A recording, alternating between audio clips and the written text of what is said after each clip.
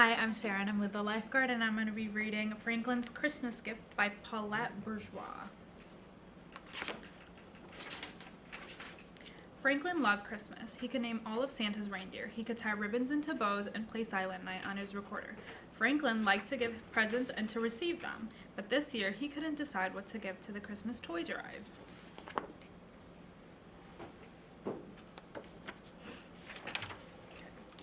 Every December, the students in Mr. Owl's class donated toys for needy families. The toys could be new or carefully used. When Mr. Owl put out the collection box, everyone was excited. They had 3 days to choose the perfect gifts to give.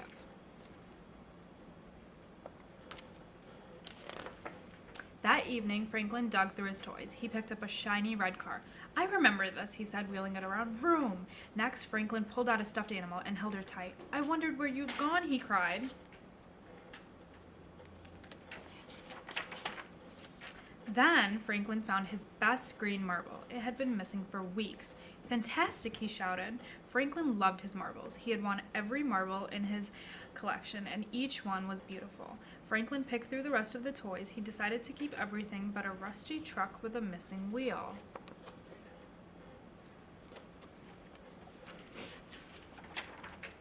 Franklin asked his father to help him fix the truck. "We can try," said his father, "but it won't look new or even gently used." "It's all I have. Everything else is too special to give away."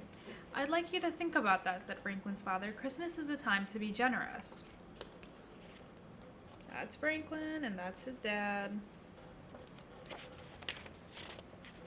Okay.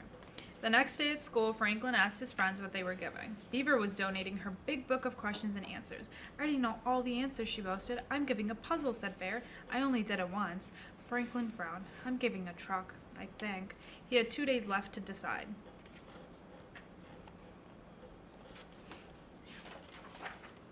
But Franklin was too busy to think about the toy drive. He played the recorder in the school concert, made a card for Mr. Owl, and wrote a holiday story.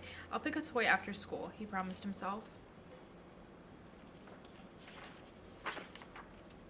When Franklin got home, there was a gift for him under the tree. It was from his great aunt Harriet. Franklin was so excited that he forgot all about choosing a gift for the toy drive.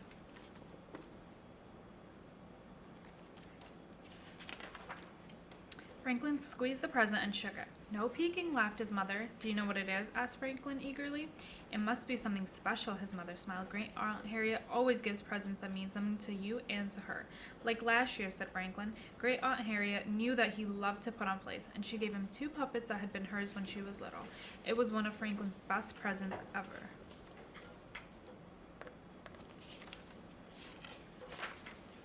The next day at school, the collection box was brimming. "You've all been very generous," said Mr. Owl. "Do you know that your gift might be the only one somebody receives this holiday?" Franklin gulped. He'd never thought of that. He had to bring a present tomorrow.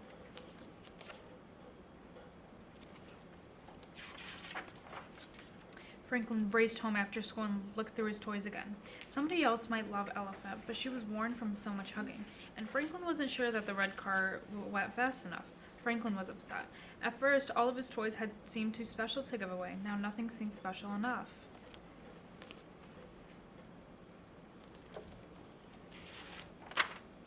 Franklin played with his puppets and thought about how great Aunt Harriet chose her gifts. The best presents are special to give and to receive," he whispered. Then Franklin saw his marble collection, and he knew that the marbles were special enough for the toy drive. Franklin polished them and put them in a soft purple bag. He wrapped the present and made it a gift tag that read, "These are lucky marbles. Merry Christmas."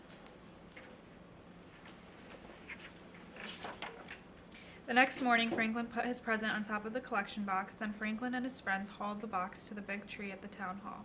They placed each present under the tree. Franklin knew he would miss his marble collection.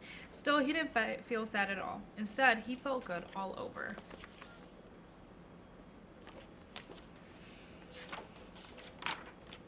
On Christmas Eve, Great Aunt Harriet came to visit, and Franklin was allowed to open her present.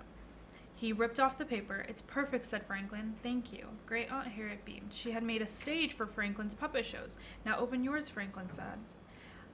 Great Aunt Harriet unwrapped her gift slowly and carefully. Inside was a play written by Franklin and dedicated to her. This is my best Christmas present ever, said Great Aunt Harriet. Franklin got that good all over feeling one more time. The end.